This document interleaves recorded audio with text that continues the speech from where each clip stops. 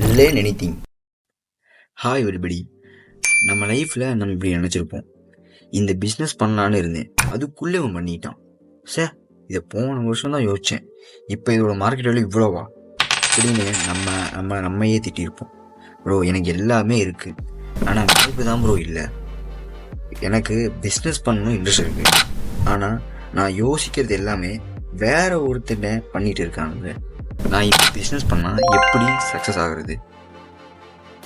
சரி, ஓகே, இதுக்கான சொல்யூஷன் தான் இந்த video. First, find the opportunity. எப்படி வாய்ப்பை கண்டுபிடிக்கிறது? எக்ஸாம்பிளுக்கு, இப்போ டீ குடிக்கிறதுக்கு பேக்கரிக்கு போகிறீங்க, அங்கே கண்டிப்பாக 4 பேர் இருப்பானுங்க. அவங்க எதையாச்சும் கண்டிப்பாக கம்ப்ளைண்ட் பண்ணிகிட்டு இருப்பாங்க. அது ஒரு ஆப்பர்ச்சுனிட்டி. மார்க்கெட்டில் சேல்ஸ் ஆகிறது, அது ஒரு ஆப்பர்ச்சுனிட்டி. ரோட்டில் கிடக்கிற குப்பை, அது ஒரு ஆப்பர்ச்சுனிட்டி.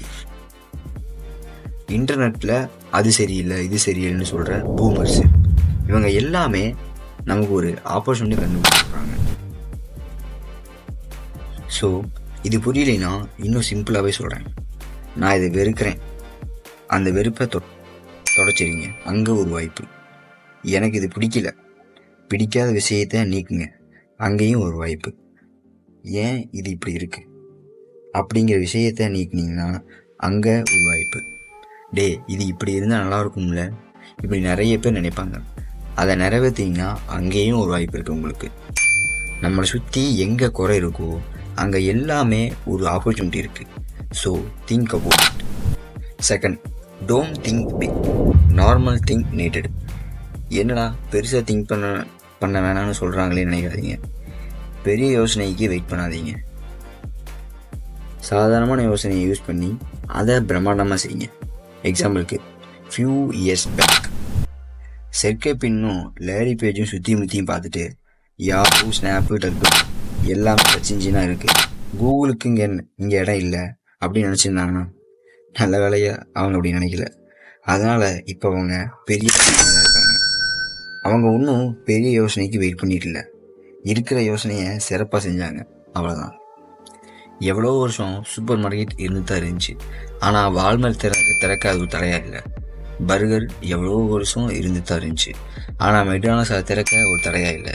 இப்போ உலகம் ஃபுல்லாக மெக்டானல்ஸ் இல்லாத இடமே இல்லை. காபி குடிக்கிற பழக்கம் எவ்வளோ வருஷம் இருந்துச்சு, அது ஒரு சூப்பரான ஐடியாவா? கிடையாது. ஆனால் அதை ஸ்டார்பக்ஸ் சூப்பரான ஐடியாவாக மாற்றுச்சு. டிவிடி வாடகைக்கு வர்ற கடை பல வருஷமாக இருந்துச்சு, ஆனால் நெட்ஃப்ளிக்ஸ் அதை பிரம்மாண்டமாக ஆரம்பித்து அதை தடுக்கலை. இங்கே நோட் பண்ணுற பாயிண்ட் ஒன்று இருக்குது. இப்போ நான் சொன்ன எல்லாருமே ஏற்கனவே இந்த விஷயத்தை செஞ்சவங்க தான், புதுசாக அவங்க எதுவும் கண்டுபிடிக்கல. No new idea for waiting. Idea in just modify our businesses. சின்னதாக மாடிஃபை பண்ணி அதை பெரிய அளவில் செஞ்சுருக்காங்க.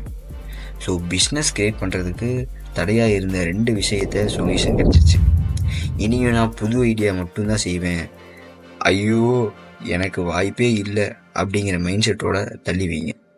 சௌகரியம், வலி, வேதனை, பிரச்சனை எல்லாத்தையும் நீங்கள் தீக்கி வச்சிங்கன்னா அங்கே ஒரு வாய்ப்பு இருக்குது. லட்சக்கணக்கான சம்பாதிக்கிறதுக்கு நிறைய வாய்ப்பு இருக்குது. மற்றவங்களோட பிரச்சனையை தீருங்க, உங்களோட பண பிரச்சனை தானாகவே தீர்ந்துடும். So don't give up, you will be the next billionaire. இந்த வீடியோ பிடிச்சிருந்தா லைக் பண்ணுங்கள், ஷேர் பண்ணுங்கள், கமெண்ட் பண்ணுங்கள். இந்த மாதிரி மோர் யூஸ்ஃபுல்லான வீடியோக்கு நம்ம சேனலை சப்ஸ்கிரைப் பண்ணுங்கள். கடைசியாக தேங்க்யூ ஃபார் வாட்சிங்.